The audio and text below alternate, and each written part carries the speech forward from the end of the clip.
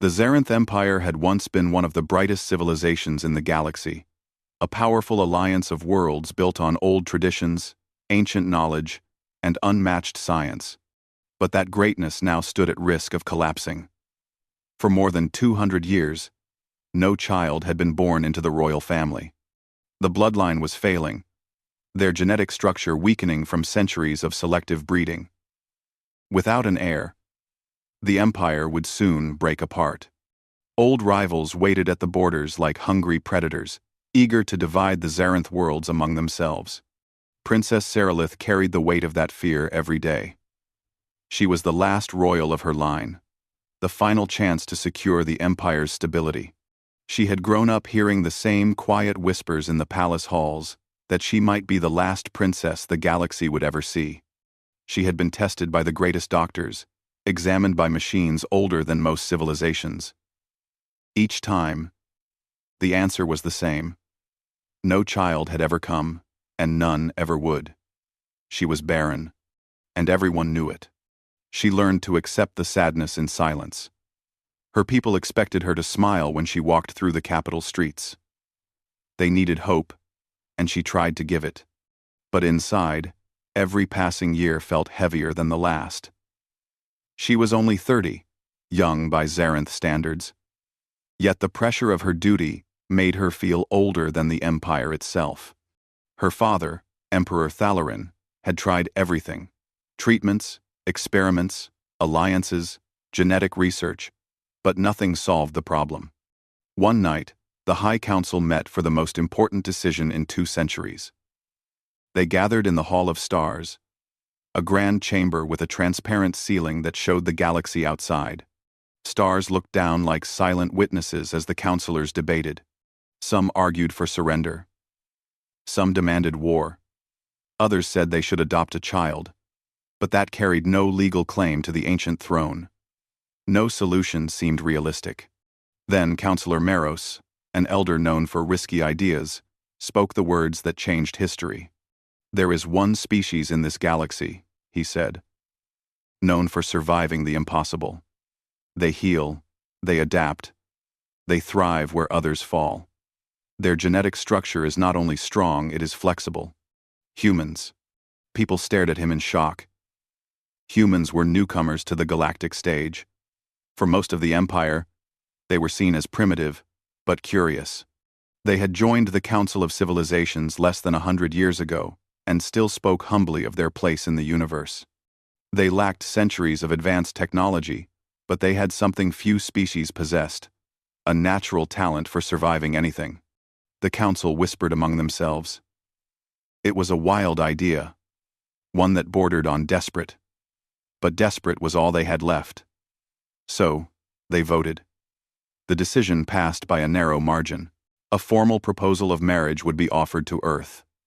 The princess would be given to a human partner in hopes of producing an heir that could save the Empire. If it worked, peace and stability would continue. If not, the Empire was finished. On Earth, the message shocked the United Terran government. No one expected such a proposal from one of the oldest powers in the galaxy. The Zarenth were proud, and they rarely asked for help. After weeks of discussion, diplomats agreed that the alliance would benefit both sides greatly. The question then became, who would represent humanity? Captain Marcus Hale was not a prince, nor a noble, nor a politician. He was a decorated officer of the Terran fleet, known for his calm leadership and his strong sense of responsibility.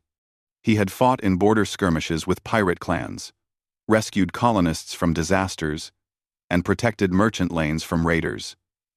But more importantly, he was respected for his fairness. Even enemy commanders spoke of him with reluctant admiration. When his name was nominated, he did not know whether to feel honored or confused. He never imagined marriage would become part of his duty. Sitting in the council chamber on Earth, listening to the proposal, he tried to keep his expression steady. If he accepted, he would leave behind his world, his career, and everything familiar. If he refused, the fragile peace in the galaxy might fracture. Later that night, he looked out a window of the Terran Capitol building. The city glowed under the evening lights. Airships moved quietly above the rooftops, and for the first time, he realized how small humanity still was in the cosmic scale. The Zarenth Empire had millions of citizens depending on a solution, and the only solution anyone could see involved him. He accepted. When his transport ship approached the Zarenth homeworld, he saw the shimmering cities from orbit, silver towers rising like crystal spires from vast green plains. The capital wore a mixture of beauty and sadness, like a once grand throne room waiting for its final ceremony. Soldiers in ceremonial armor lined the landing platform. High council members stood in a row, their robes flowing in the warm wind. Princess Serelith waited at the center. Marcus expected someone cold and distant. Instead, he saw tired eyes behind a practiced calm. She bowed formally, and he responded with the respectful Terran gesture. Neither spoke for a moment. People watching from holographic screens around the Empire waited to see how the moment would unfold. Serelith finally spoke first. "We thank Earth for accepting our request," she said. "I understand that this arrangement is not easy for either side." Marcus nodded. "I am here in good faith. I hope I can be worthy of the trust your people have placed in me." It was the beginning of a partnership they had never asked for, but could not refuse. That night, the official ceremony took place in the Hall of Stars. There was no celebration, only ritual. The Empire was not in the mood for joy. It was fighting for survival. Serelith stood beside Marcus, yet both felt like strangers caught in a storm larger than themselves.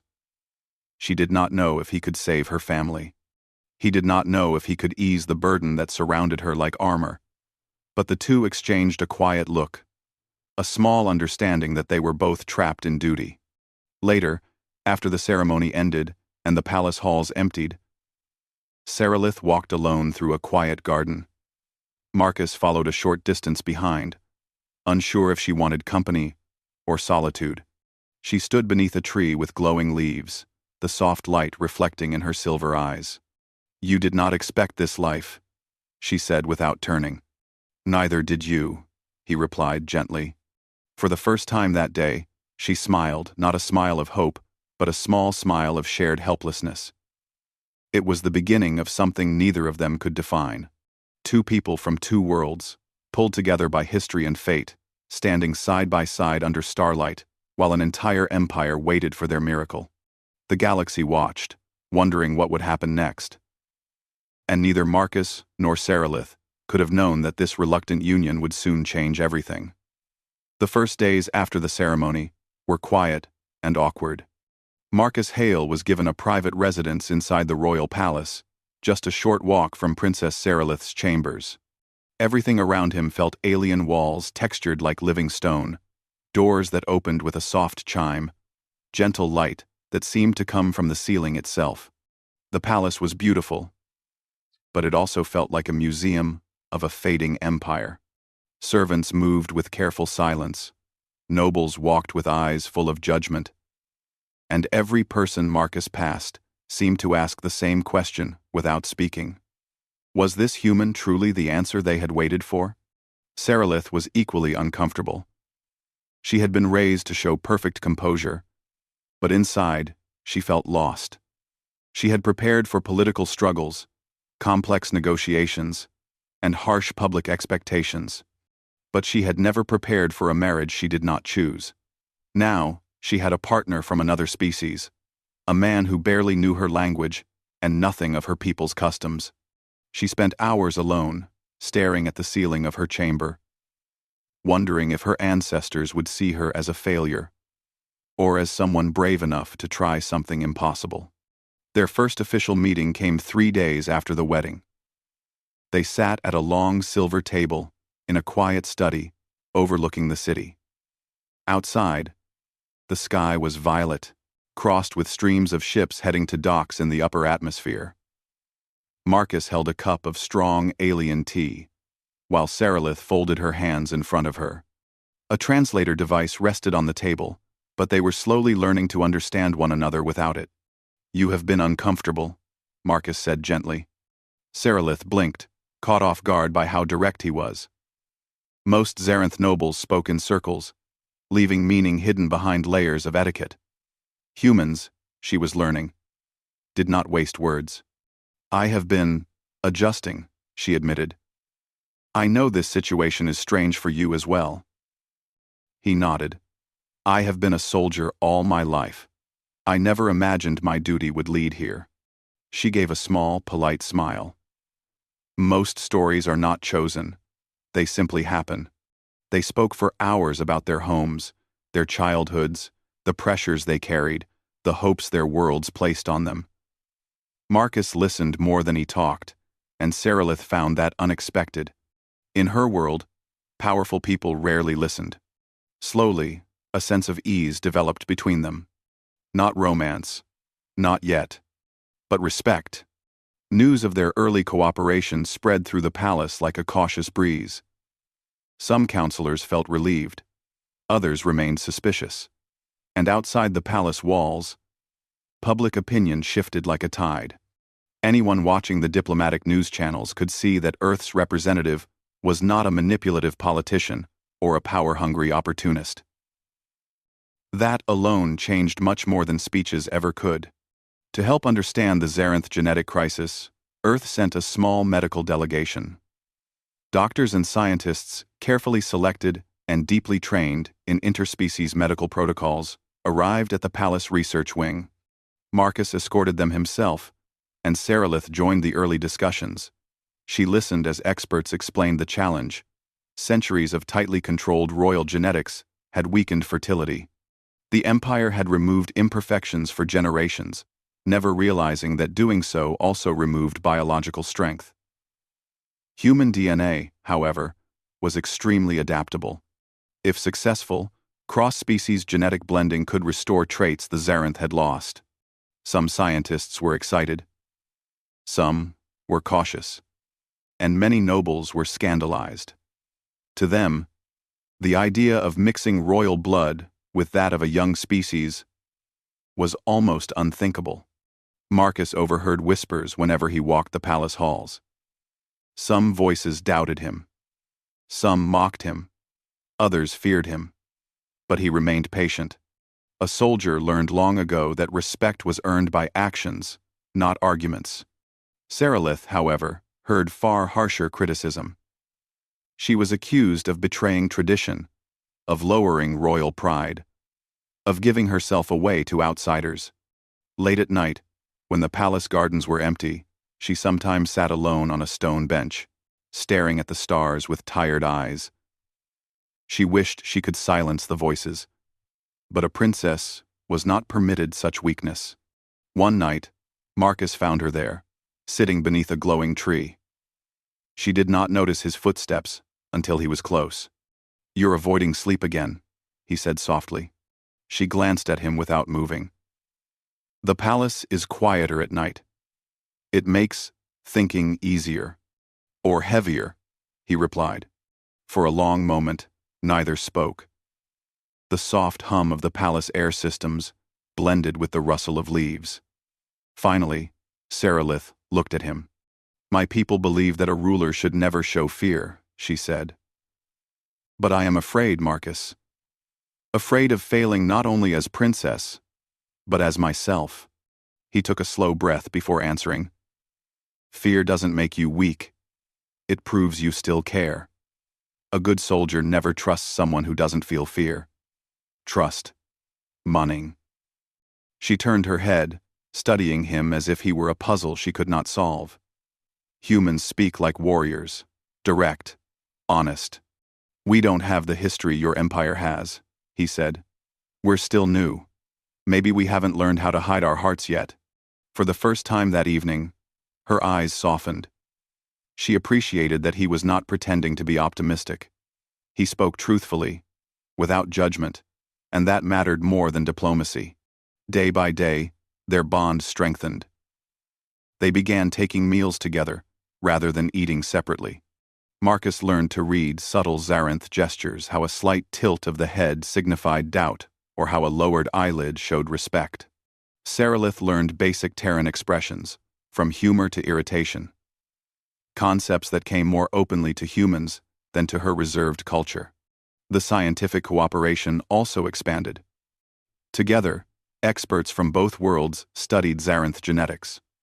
Sarilith underwent examinations not painful, but thorough. She volunteered without complaint, knowing the future of her people depended on their findings. Marcus stayed close during every session. Not because he had to, but because he chose to. She noticed that.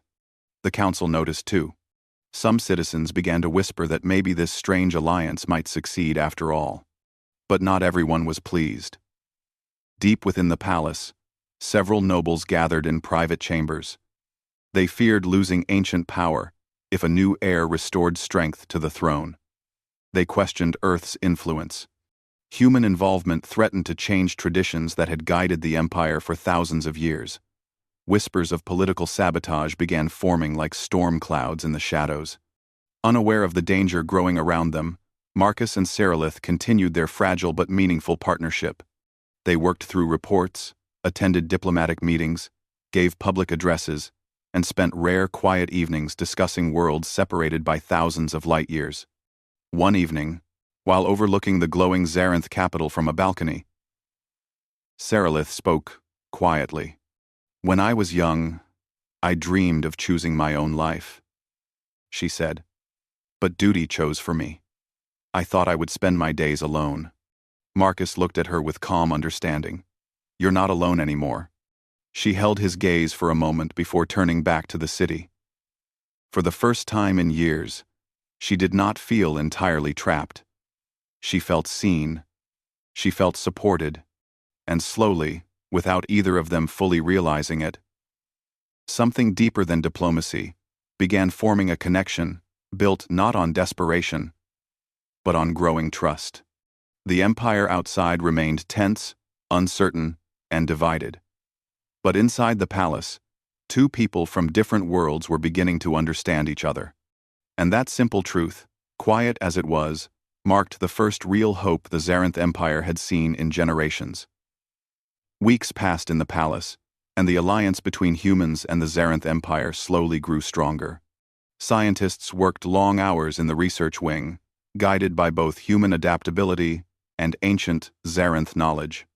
Marcus Hale and Princess Sarilith attended regular briefings, reviewed medical updates, and answered questions from advisors who wanted to believe but still carried doubt. Every day, Sarilith sat through medical tests, blood scans, cellular readings, non-invasive genetic checks. They were careful and respectful. Nothing was forced or unsafe. The Terran scientists always explained each step beforehand, and Marcus remained present whenever she wanted him there. Though she never said it aloud, she appreciated his constant presence. It made the long days feel a little less lonely. Even then, no one expected the impossible. One morning, Sarilith woke with a sensation she had never experienced before, a sharp wave of dizziness that forced her to grip the edge of her bed. She sat there quietly, breathing slowly, until the feeling passed. It might have been stress, she told herself. The pressure of her responsibilities weighed on her constantly. She prepared for the day, dressed in her royal attire, and walked to the research wing for another standard evaluation. Marcus walked with her. He noticed she moved slightly slower than usual. "You're tired," he said softly. "I did not sleep well," she admitted. "It is nothing." He didn't push the matter.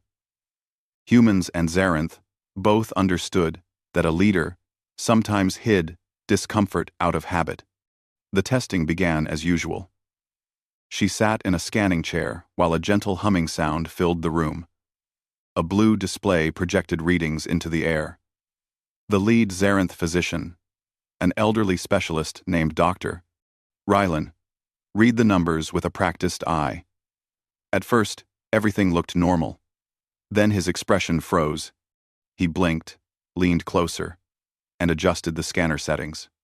"That is strange," he murmured. Sarilith straightened slightly. "Is something wrong?" Before the doctor could answer, one of the human medical officers looked at the projection and frowned in confusion. The readings showed cellular activity in Seralith's body that had never been recorded before a bloom of genetic markers previously dormant. Marcus stood from his seat. "Doctor?" Dr. Ryland swallowed hard. His hands were trembling slightly. And for a man of his experience, that was unusual. "These readings," he whispered. "Princess, I need to confirm." A more detailed scan followed. Moments later, the results appeared. There was silence. The kind of silence that filled a room when everyone realized something enormous had just happened. Seralith looked from one face to another, her heartbeat quickening. "Someone, please speak." Dr. Ryland took a careful breath. "Princess, you are showing the early biological signs of pregnancy." She stared at him, unable to process the words. It was impossible. It had always been impossible. Every doctor for decades had told her she could never conceive. She had accepted that as a fact of her existence. Marcus's expression changed slowly from disbelief to shock. He stepped closer to the scanning display, reading every number carefully. The human doctor confirmed it quietly. The markers were clear. Not a mistake. Not a system malfunction.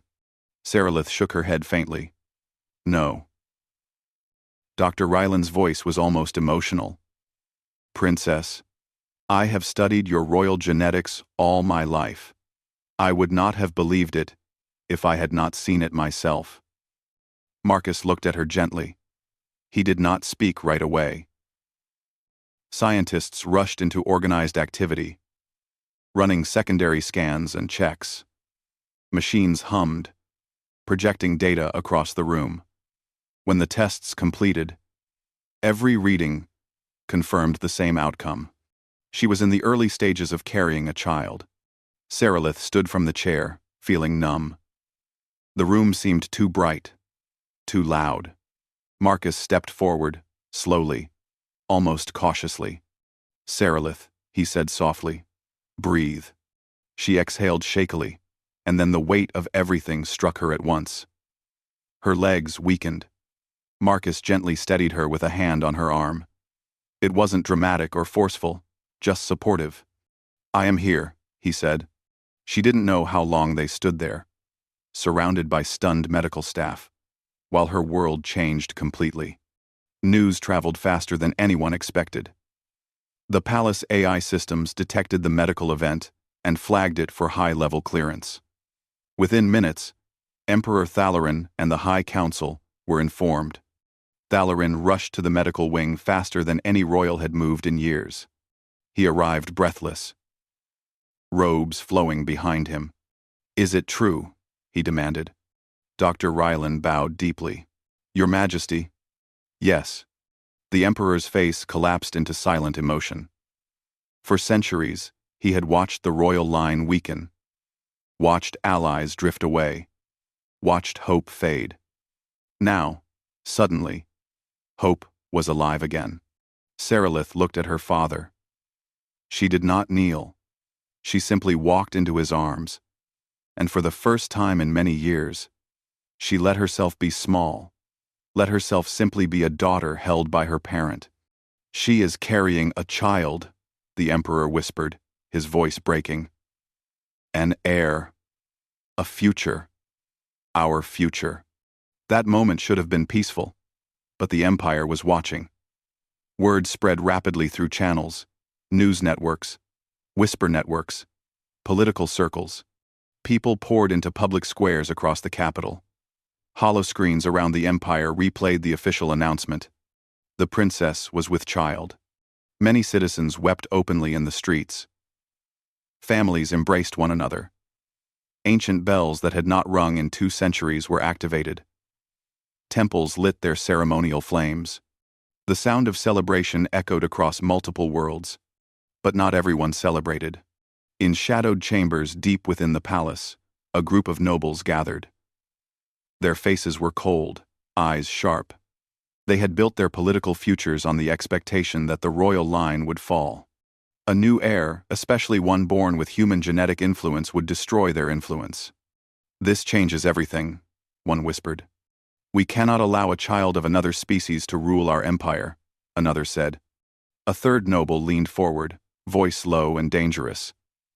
If this child lives, the old power returns, and we lose everything.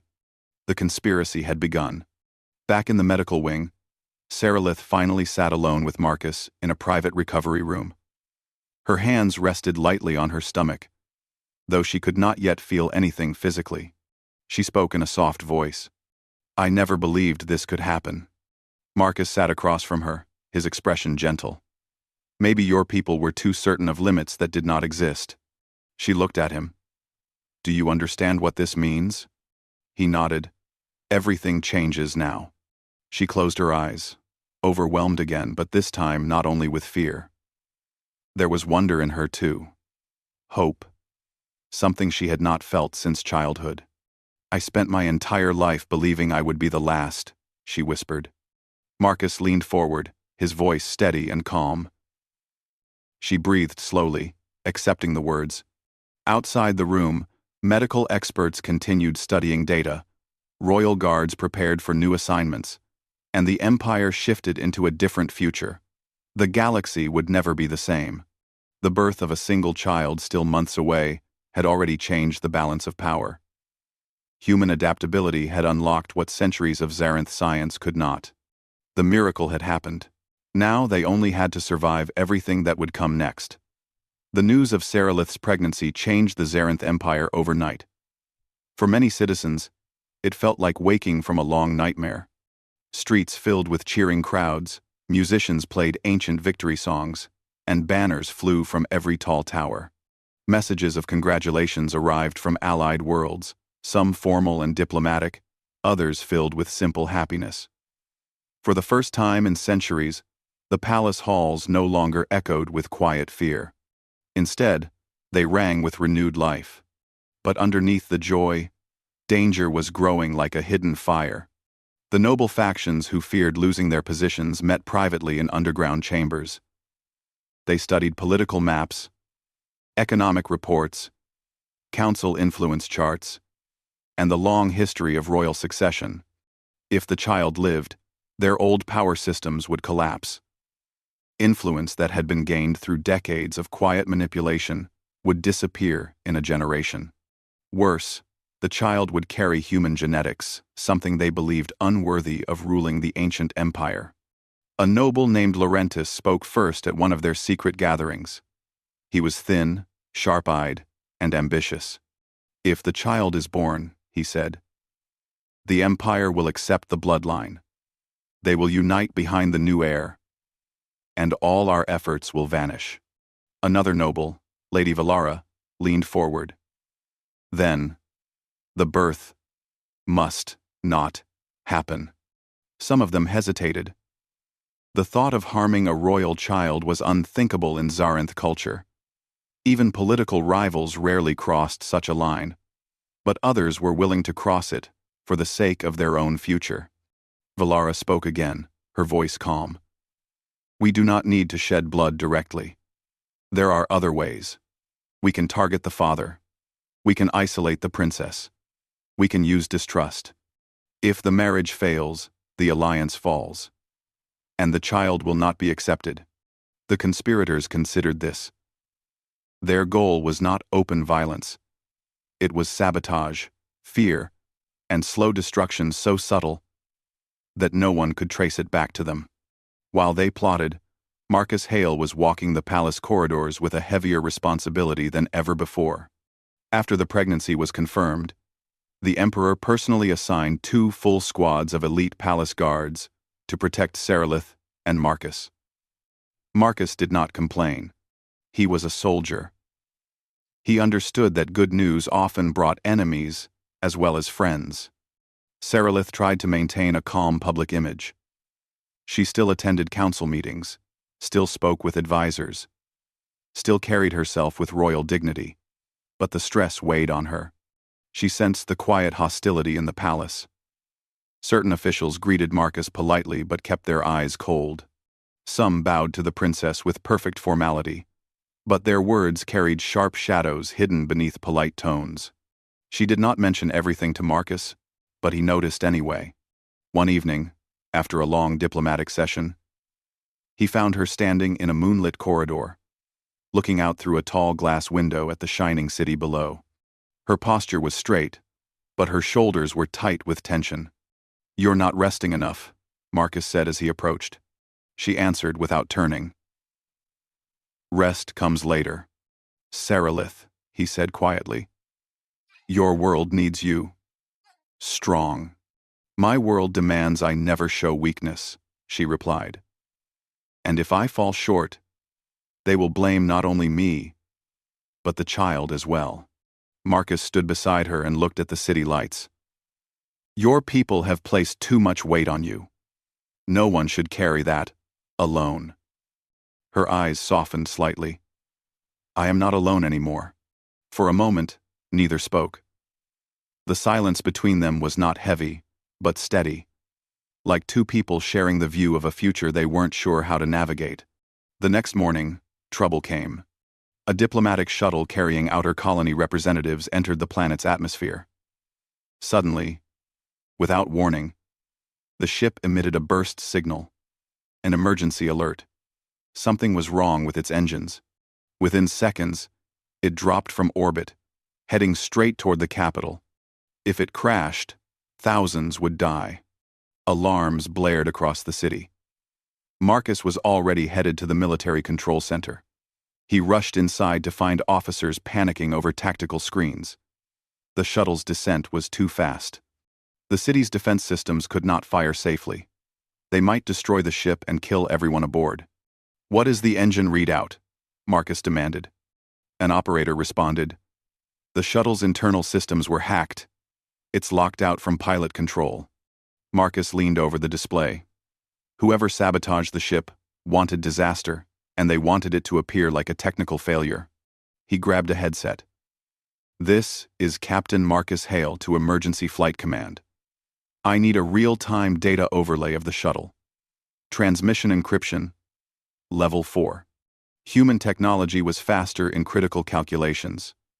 Terran fleet software linked with the Imperial system and processed the failing shuttle's trajectory. Marcus analyzed everything in seconds. "If we redirect power from the atmospheric stabilizers," he said, "we can tilt the descent just enough to crash outside the city boundaries." An engineer stared. "That's risky. It could damage the planetary shield grid." Marcus nodded. "Better damage systems than a destroyed city." The Emperor gave his approval. "Do it." The command center executed the override. The stabilizers shook the atmosphere, bending wind currents in a controlled arc. The shuttle dropped faster, but slightly off course. Everyone watched the trajectory on screen with breathless silence. At the last moment, the shuttle skimmed a mountain ridge and crashed in an empty valley beyond the city. The screen flickered, then confirmed survivors. Emergency response teams were deployed immediately. The city was safe, but the palace was shaken. This was no accident. It was a deliberate attack, designed to create chaos. Marcus suspected it. And so did Seralith. The Emperor ordered full investigation teams and internal audits. Security doubled, but the guilty nobles hid their tracks well. That evening, when Marcus returned to Seralith's chambers, she was sitting at a low table with her hands folded. When he entered, she looked up with worry in her eyes. "I heard what happened," she said softly. "Were there many casualties?" "Some injuries," Marcus answered, "but most survived." She exhaled in relief. "They are trying to destabilize the Empire." He nodded. "And they will try again." Seralith slowly touched her stomach, still flat but carrying the future of her people. Marcus sat beside her. "Then we protect the child. And we protect you." She looked at him with quiet intensity. "You are not Zarenth. Marcus, you do not owe us this much." He met her eyes steadily. "I am your husband, and you are carrying my child. That is enough." She stared at him for a long moment, and something warm flickered across her. Expression, respect, trust, maybe something deeper. The Empire outside prepared for war without declaring it. Human and Zarenth fleets began coordinating patrols. Cargo manifests were scanned, diplomatic communications were screened, and every noble house was placed under covert observation. The enemy hid behind polite smiles and official titles. But Marcus and Sarilith were no longer unaware. They knew the stakes. The unborn child had become more than a baby. It was the symbol of a new era. The old powers would not let that era arrive peacefully. And as the stars turned silently above the palace, both Marcus and Sarilith understood that the real battle for the Empire was only beginning. Months passed, and the palace changed in ways no one could have predicted.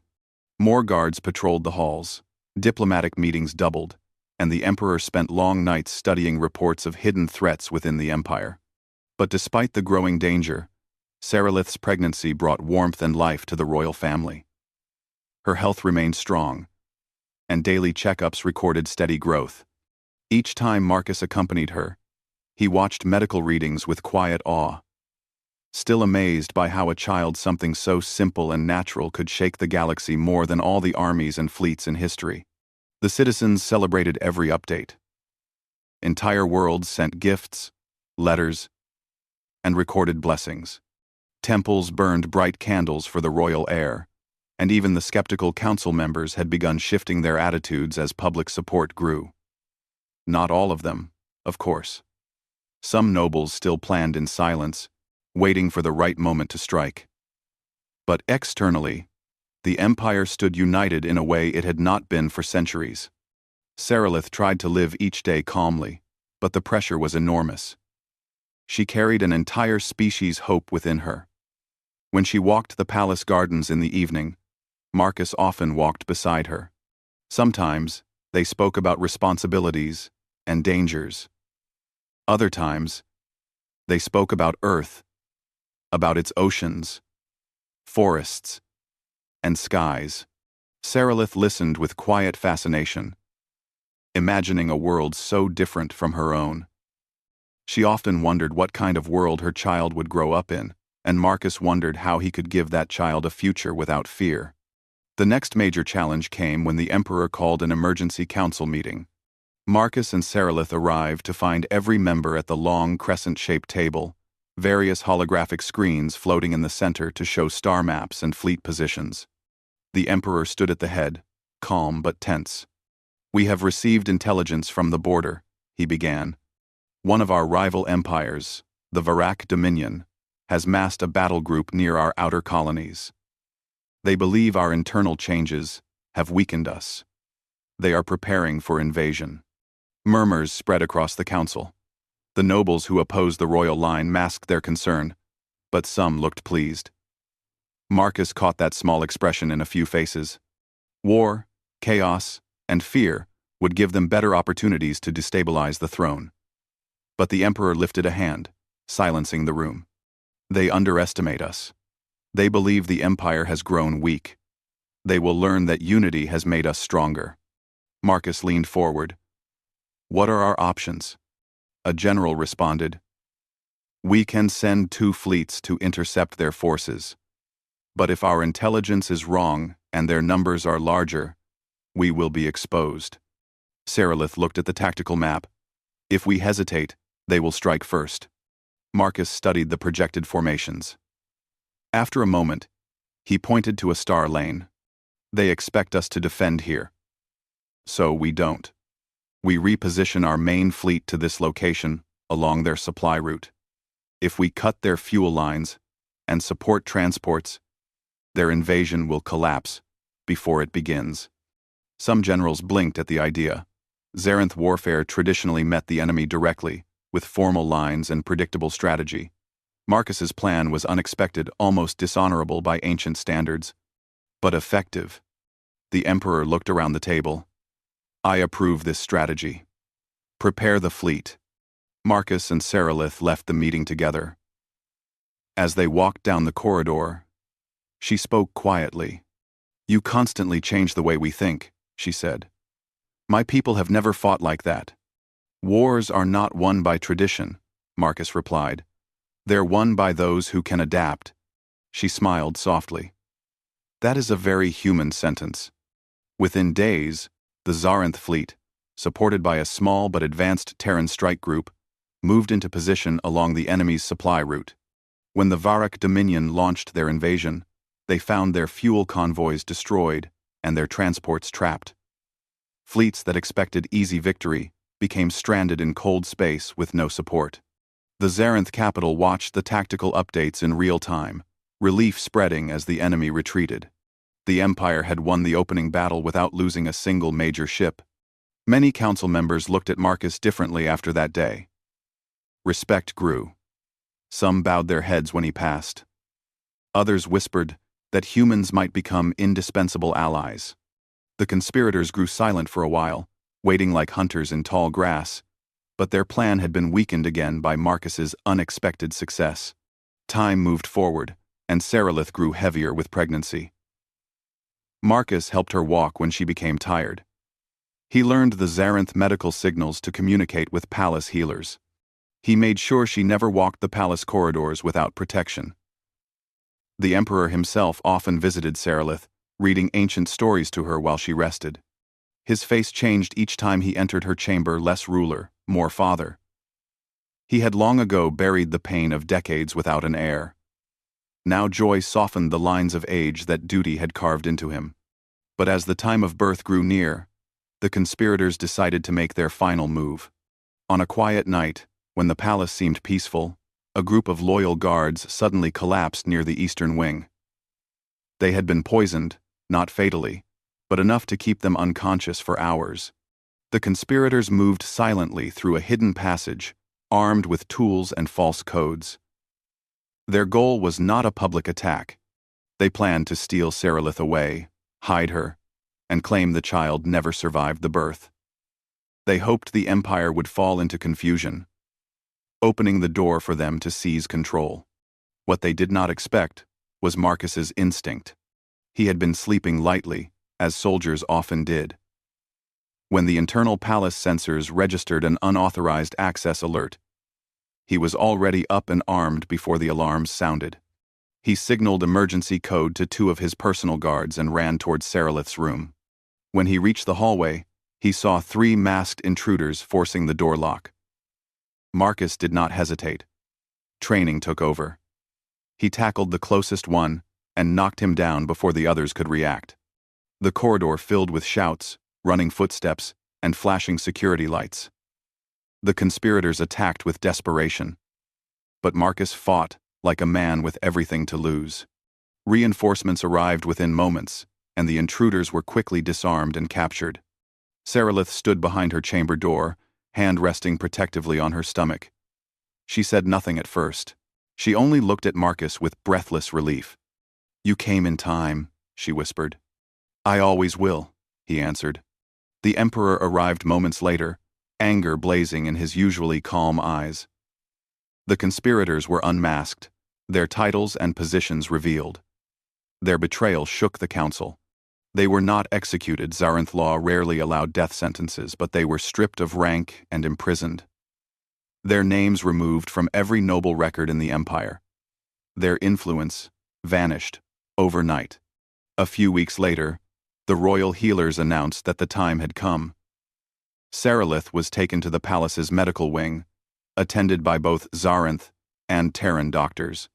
Marcus waited outside, tense and silent, his hands clenched behind his back. The Emperor stood beside him, eyes fixed on the closed doors. Time passed slowly. The palace felt as still as a frozen moon. Every servant, every guard, every official waited in breathless silence. Then a cry broke through the quiet.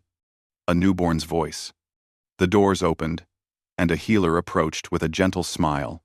Sarilith lay safe in her chamber, and in her arms rested the first royal heir in more than 2 centuries. A child with silver eyes, like the Zarenth, but a strong heartbeat, inherited from humanity. Marcus entered the room slowly. Sarilith looked exhausted, but her face glowed with a happiness he had never seen before. She offered the child to him, and he held the tiny infant carefully, as if holding all the future in his arms. The emperor bowed his head in silent emotion. Generals, ministers, and staff, who gathered outside the chamber, began cheering. Bells rang across the capital. Messages flashed from distant colonies. Celebrations erupted across the empire. Many citizens fell to their knees, crying in joy. A new age had begun. The child's birth united the Zarenth Empire and Earth not by treaty, not by military strength, but by family, by proof that two worlds could build something stronger together. Over time, trade routes opened, shared scientific academies were founded, and both civilizations advanced faster than either could have alone. Marcus and Cerilith became symbols of unity, not because they were perfect, but because they chose to bridge the impossible. Their child grew up surrounded by two cultures, not limited by either, but shaped by the best of both. In the end, history would record that the empire was not saved by war or conquest, but by compassion, partnership, and the courage two people shared when everyone else had given up. Humanity had done what no one believed possible. They had given the stars a new beginning.